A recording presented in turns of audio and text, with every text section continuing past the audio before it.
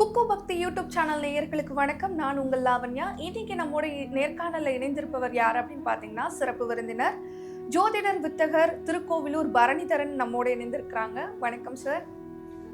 Sir, இப்போ கடகராசி நேயர்கள் பார்த்தீங்கன்னா, அவங்க ரொம்பவே எமோஷ்னலான ஒரு பர்சன்னு சொல்கிறாங்க. குடும்பம் தான் முக்கியம் அப்படின்னு சொல்கிறாங்க. சின்ன சின்ன விஷயம் ஏதாவது ஒரு பிரச்சனை நடந்துச்சுன்னா அழுதுருவாங்க. ஸோ இவங்களோட மனம் தைரியம் எப்படி சார் இருக்கும் இந்த வரக்கூடிய வாரத்தில்? பொதுவாகவே வெளி தோற்றத்திற்கு பலசாலி, உள்ளுக்குள் பலவீனமானவர்கள். காரணம் பார்த்தீங்கன்னா, கடகராசி மனக்காரகனான சந்திரனுடைய ராசி. புரியுங்களா? சந்திரனுடைய அழுத்தம் போல அவங்கள்ட்ட இருக்கும். தேய்ப்பெரிய வளர்ப்பெரிய மாதிரி அவங்க வாழ்க்கையில் மாற்றம் நிகழ்ந்து கொண்டு இருக்கும். வாழ்க்கையில் மிக அதிகபட்சமாக ஏமாறுகின்ற ஒரு ராசின்னு பார்த்தீங்கன்னா கடகராசி. எப்படிங்க? நீங்கள் கொஞ்சம் கண்ணீர் விட்டு அழுதுட்டா போதும், அவங்ககிட்ட போயிட்டு கஷ்டத்தை சொல்லிவிட்டு உடனே இறங்கிடுவாங்க. அது நல்லதுக்காகவோ கெட்டதுக்காகவும் தெரியாது அவங்களுக்கு. அவங்க ஏமாந்துடுவாங்க. இப்படி நம்பி நம்பி நம்பி ஏமாறக்கூடிய ஒரு ராசின்னு பார்த்தீங்கன்னா கடகராசி. இந்த ஏமாறக்கூடிய ராசியில் பார்த்தீங்கன்னா ஒரு 3 ராசி இருக்குங்க. ஒன்று பார்த்தீங்கன்னா மீன ராசி, இன்னொன்று தனுசு ராசி, அடுத்து கடகராசி. இதில் அதிகபட்சமாக ஏமாறக்கூடியவர்கள் கடகராசிக்காரர்கள். பிறரை நம்பி ஏமாற்றம் அடைபவர்கள், தன்னுடைய வாழ்க்கையை வீழ்த்தி கொள்பவர்கள் கடகராசினர். இந்த முதல்ல புரிஞ்சுக்கணும். இதுதான் உண்மை, யதார்த்தமான விஷயம் அது. புரியுங்களா? அங்கே என்னன்னா சந்திரனுடைய சனியுடைய காம்பினேஷன் கிடைக்குது.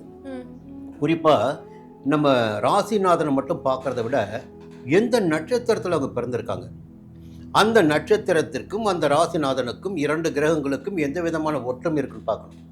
அப்போ ஜாதகத்தில் புணர்ப்பு தோஷம் என்று ஒரு தோஷம் ஏற்படுகிறது என்றால் அது சந்திரனையும் சனியினையும் மையமாக வைத்து தான். அந்த புணர்ப்பு தோஷம் ஏற்படுகின்ற ஜாதகருக்கு பார்த்தீங்கன்னா திருமண வாழ்க்கை சிக்கல் வந்துடும். இவங்க வழியை போயிட்டு, உணர்ச்சி பூர்வமானவங்க இல்லைங்களா, வழியை போயிட்டு யாராவது நம்பி யாராவது மேலே இறக்கப்பட்டு காதல் பட்டு இவங்க வாழ்க்கையை எழுதுருவாங்க. அப்போ பூசத்திற்கும் சந்திரனுக்கும், சனிக்கும் சந்திரனுக்கும் ஒரு எப்படி இணக்கமோ, எப்படின்ன பிரச்சனைகள் ஏற்படுத்துமோ அது போன்ற கடகராசி பிறந்தவர்களுடைய வாழ்க்கை என்பது கொஞ்சம் சோதனையான வாழ்க்கை. வெளி தோற்றத்திற்கு மட்டும்தான் ரொம்ப மகிழ்ச்சியாக இருப்பாங்க. உள்ளுக்குள்ள சங்கடங்கள் அவர்களுக்குள் நிச்சயமாக இருக்கும். அதே நேரத்தில் பொதுவாக பார்க்கின்ற போது மற்ற கிரகங்களுடைய சஞ்சார நிலைக்கு ஏற்ப பலன்கள் கிடைச்சிக்கிட்டு இருக்கும்.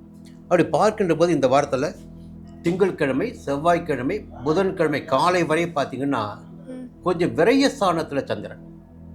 அப்போது செலவுகள் இருக்கும், அலைச்சல் இருக்கும், கொஞ்சம் நிதானமாக இருக்கணும். கடன் கொடுக்கக்கூடாது, யாருக்குமே வார்த்தைகளையும் கொடுக்கக்கூடாது, வாக்குறுதியும் கொடுக்கக்கூடாது. புதன்கிழமை காலை, வியாழக்கிழமை, வெள்ளிக்கிழமை மதியம் வரை பார்த்தீங்கன்னா திட்டமிட்டு செயல்படுவது நன்மையாக இருக்கும். இவருடைய ராசிக்குள்ள சந்திரன் சஞ்சரிக்கிறார், ஆட்சியாக சஞ்சரிக்கிறார்.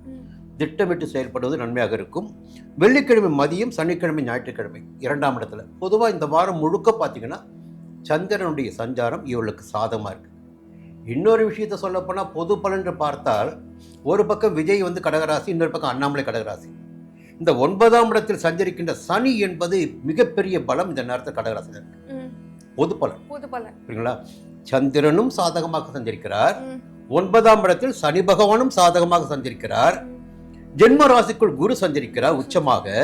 குருவுடைய பார்வை 5ஆம் இடத்திற்கும் 7ஆம் இடத்திற்கும் 9ஆம் இடத்திற்கும் கிடைக்குது. பொதுவாக 5ஆம் இடத்திற்கு குரு பார்வை கிடைக்கின்ற போதே குழந்தை பாக்கியம் ஏற்படும், காதல் உண்டாகும். புரியுங்களா? ஒரு உயர் கல்விக்குரிய இடத்தை அடைய முடியும். 5ஆம் இடம். 7 திருமணத்திற்குரிய வாய்ப்புகள், கணவன் மனைவிக்குள் இணக்கமான சூழ்நிலை, நட்புகளுக்குள் இணக்கமான சூழ்நிலை. 9ஆம் இடத்தில் சஞ்சரிக்கின்ற சனியை பார்க்கின்ற போது சொந்தமாக இடம் வாங்குறது, வீடு கட்டது போன்ற முயற்சி. அப்ப காதல்ல ஏமாறக்கூடிய வாய்ப்புகள் இருக்கு. அது அவங்களுடைய விதின்னு ஒன்று இருக்கு இல்லையா, அவங்களுடைய கண்மை. இந்த ராசி ஏமாறும் அப்படி சொல்றாங்க. ஆமா, இந்த ராசி ஏமாறும் தான். இந்த ராசி ஏமாறக்கூடிய ராசி தான். வெளிப்படையாக சொல்றீங்களா?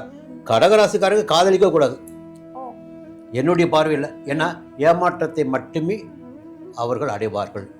அது காதலில் மட்டுமல்ல, திருமணத்திற்கு பிறகும் ஏமாற்றமாக தான் இருக்கும். இன்னைக்கு காதல் வேகம் போயிடுங்க, நாளைக்கு பிறகு கஷ்டங்கள் வரும். அது விவாகரத்தாகலாம், பிரிவினை உண்டாக்கலாம். என்னுடைய பார்வையில் கடகராசியில் பிறந்த பலருடைய வாழ்க்கை கேள்விக்குறியாதாங்க இருக்கு. புரியுங்களா? சரி, இது பொதுவான விதி. அடுத்து குருவுடைய சஞ்சாரம் சாதகமாக இருக்கு. சுக்கிரன் ஜென்ம ராசிக்குள்ள இருக்கார், இடம் கொடுத்திருக்கிறார் சந்திரன். அப்போ குடும்பத்தில் நிம்மதி இருக்கும், கொஞ்சம் செல்வாக்கோட திகழ்ந்திடக்கூடிய நிலை இருக்கு. புதன் 12ஆம் இடத்துல விரைய செலவுகள் ஏற்பட வாய்ப்பு இருக்கு. ஒரு நல்ல நிலைமை இந்த வாரத்தில் ஏற்படுது உங்களுக்கு. என்னன்னா 11ஆம் இடத்துக்கு செவ்வாய் வரார். இப்போ லாபஸ்தானத்துக்கு செவ்வாய் வருகின்ற வெள்ளிக்கிழமை வரார் இந்த வாரத்தில். வருகின்ற போது ஒரு இடம் வாங்குகிற முயற்சி, வீடு வாங்குகிற முயற்சி, ஒரு பணப்புழக்கம் என்பதெல்லாம் இந்த நேரத்தில் இருக்கும். சூரியன் 12ஆம் இடத்துல விரயஸ்தானத்தில். உத்தியோகத்தில் இருப்பவர்கள் கொஞ்சம் கவனமாக இருக்கணும். யாரையும் பகைச்சிக்க வேண்டாம், சரிங்களா? இப்போ கவர்மெண்ட் எந்த சூழ்நிலையில் இருக்குது, அப்போ நாம் எப்படி இருக்கணும், அதை புரிஞ்சுக்கிட்டு செயல்பட்டால் நன்மைகளை அடைய முடியும். பொதுவாக இந்த வாரம் சனியுடைய சஞ்சாரம், குரு சஞ்சாரம் பார்க்கின்ற போது இவளுக்கு யோகமாக இருக்குது. எதிர் வருகின்ற செவ்வாய் பயிற்சியும் சாதகமாக இருக்குது. இந்த வாரம் யோகமான வாரம்.